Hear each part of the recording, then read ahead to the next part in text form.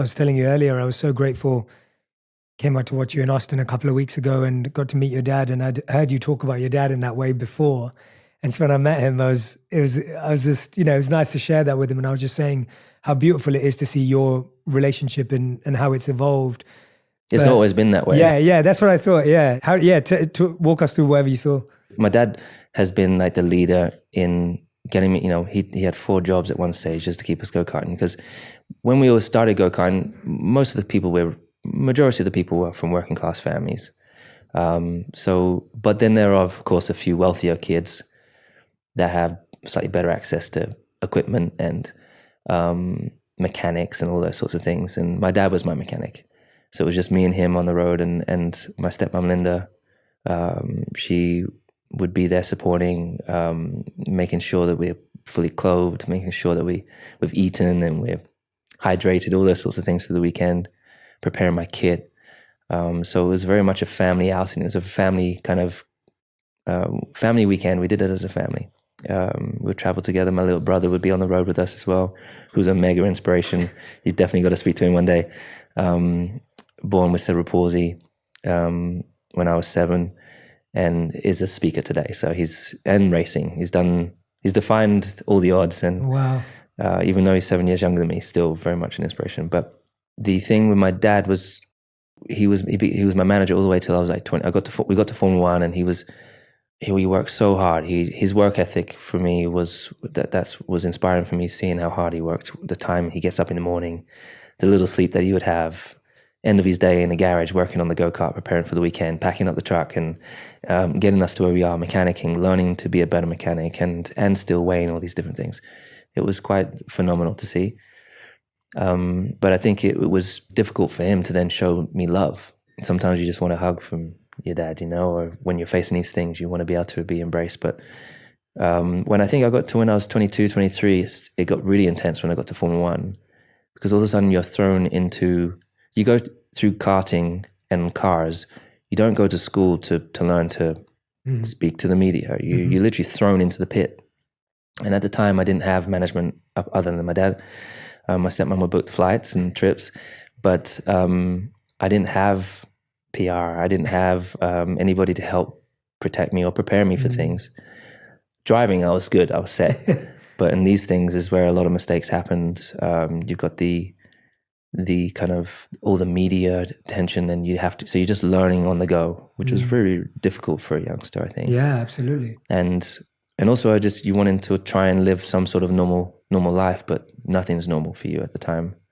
And I think for me and my dad, we're really bumping heads at one stage. It's like, I really just want you to be my dad so let's go and have fun. Let's go and have a laugh. But we hadn't had that for a long, long time. And so eventually I decided to part ways from my dad, and I was like, I'm going to start making some of the decisions for myself and the mistakes that I'm going to need to make. And there was definitely a period of time where we spoke less. But we both have worked so hard to come back together. And we have one of the greatest, he's the first person I want to call when I finish a race, because I know he knows what it's like. He was there from day one. And so, he's been to the last 2 races with me. He's probably going to come to the next one. There's days where I do feel like I'm not enough. There's days where I don't feel like I'm good enough. And people will be like, yeah, but you've won 7 world titles. And I'm like, yeah, but still, there's days where I question, no, you still got it. Can you still be the best? Yes, you can. And so I have to I'm having that conversation with myself often. But my dad's also there. Sometimes I'll say something that's maybe not the most positive, and he'll be the one there just reaffirming, no, you've got this, believe in yourself. And it's so important for people to have people like that around them. And I surround myself with other positive people as well. And we continue. I think it's all our job to lift everyone up, right? I want everyone around me to win and to become the best versions of themselves. So, no, thank you for sharing that as well. Thank you for opening up about that, because, I think the relationships we have with our parents are just so significant when it comes to achievement and success. And when you start doing sport at your level, even at an early age, wins and losses starts becoming so important. So win and loss is important in everyone's life, in the sense that everyone has it in exams and school and things like that, which we'll talk about in a second as well. But for you, you're having it in a very overt way. Like you have 1, 2, 3, and then you have everyone else. And how have you kind of worked with that since you're young? Because I can imagine that your psychology can become very much like, if you win, things are great. If you lose, things are bad. How have you kind of processed that as time's gone on? And was there a time when it was unhealthy and difficult, and has it got better, or is it something you're always working on?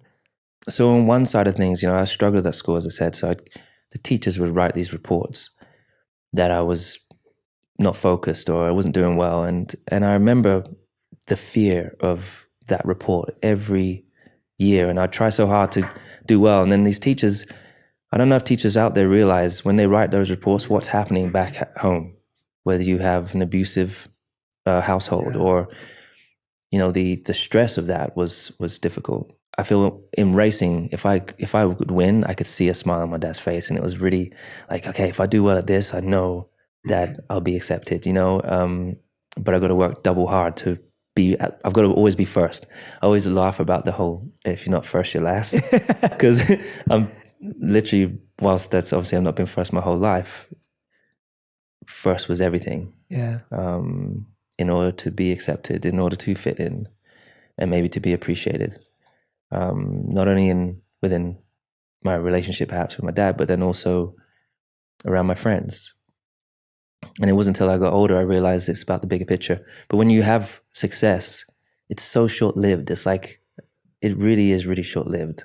You win a race, then you go back home and you have as a racing driver, the weekend is so intense, you've seen it.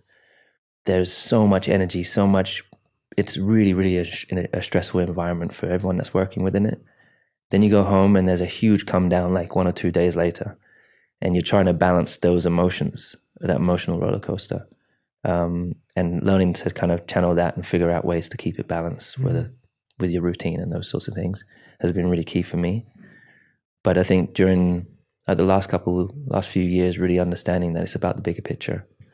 I'm fighting for something far greater than winning a race. I'm really fighting for change in the world. We're more divided than ever, I would say.